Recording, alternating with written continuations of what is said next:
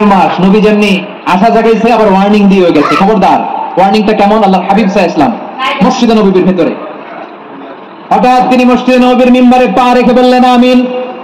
দ্বিতীয় ধাপে পা রেখে বললেন আমিন। তৃতীয় ধাপে পা রেখে বললেন আমিন। সাহাবারা অবাক হয়ে বললেন ইয়া রাসূলুল্লাহ, ইয়া হাবিবাল্লাহ, তিনবার শুধু আমিন আমিন পড়লেন, কেন পড়লেন আমরা কিছু জানি না।